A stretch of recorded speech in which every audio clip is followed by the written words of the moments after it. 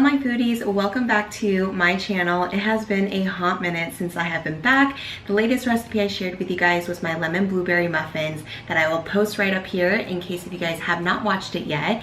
And today I'm really excited to share with you a healthy granola recipe, something that you can make right at home. It saves you a trip from the grocery store buying multiple packs of healthy, pretty expensive granola packs that you could kill in a day. Well, I know at least I do. I use it for snacking, I eat it for breakfast, I eat it with a lot of different things, and it's usually what I crave for high nutrients and just really good ingredients, and especially organic too. This granola has a really great salty, sweet taste to it. It has that crunch, it has the sweetness from the raisins. I added almonds, and I even added some collagen and protein powder, which is plant-based vanilla protein, just so that way you can get some more protein in your snacking or your breakfast. What I also really love about it is that you can hardly taste it. It doesn't have that grainy taste.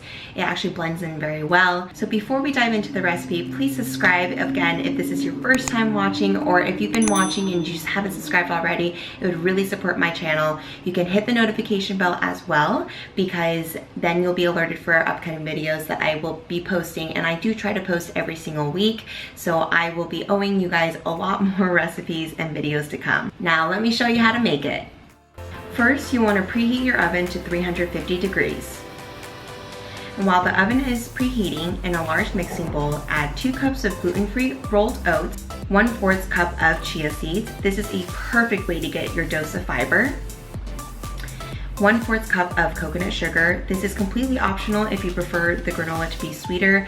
I added it in this recipe, and honestly, it doesn't even taste that sweet. It's like the perfect sweetness. So I definitely say if you don't have coconut sugar, you could add like double maple syrup or double, or add a little bit of honey. That can definitely suffice.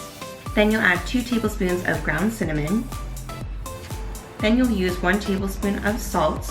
Himalayan salt is what I use in this case, but you could definitely use kosher salt. Added some collagen and protein powder. 1 cup of raw almonds. If you have a preference for nuts, you could definitely switch out almonds. If you don't like this, you can use cashews, walnuts as well. And then 1 cup of pepitas, or what I call pumpkin seeds. Give the mixture a really good mix with a wooden spoon or spatula. And then for the wet ingredients, add 1/4 cup of melted coconut oil. I recommend to melt the coconut oil, then measure, but it doesn't hurt to have a little bit extra coconut oil, I've noticed in this recipe. Then add 1/4 cup of maple syrup or honey or agave, whatever sweetener you have. Then 1 teaspoon of vanilla extract. This is completely optional if you don't have this.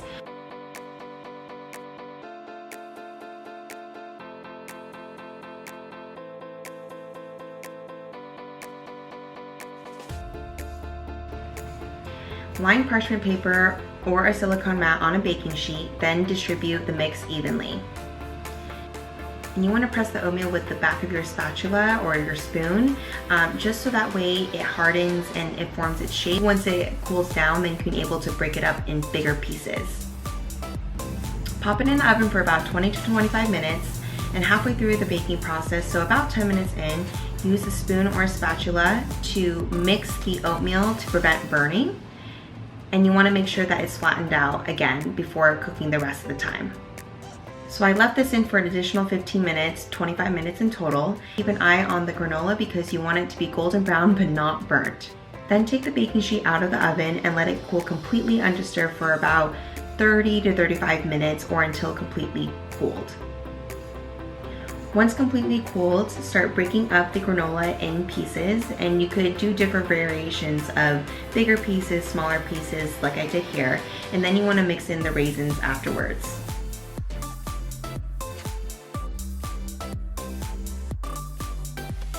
This is great to sprinkle on top of any dairy-free yogurt or regular yogurt, just like I did here. I paired it up with some really beautiful blueberries. Then you can also pair it up with, as a cereal, you can use a plant-based milk. I would have almond milk with this, or oat milk.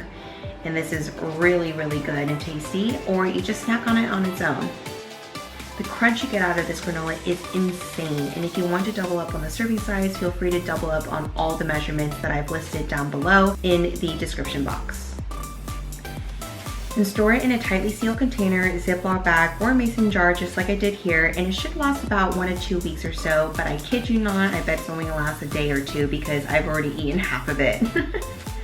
And there you have it, guys. That is my healthy granola that is super easy, gluten-free, and high fiber, high in protein, high in everything basically. If you enjoyed watching this recipe, please make sure that you give this video a thumbs up and make sure that you hit subscribe right down below, as well as hit the notification bell to be alerted for upcoming videos that I post every single week. Thank you guys so much for watching. It's great to be back, and I will see you guys next time in Clarissa's Kitchen.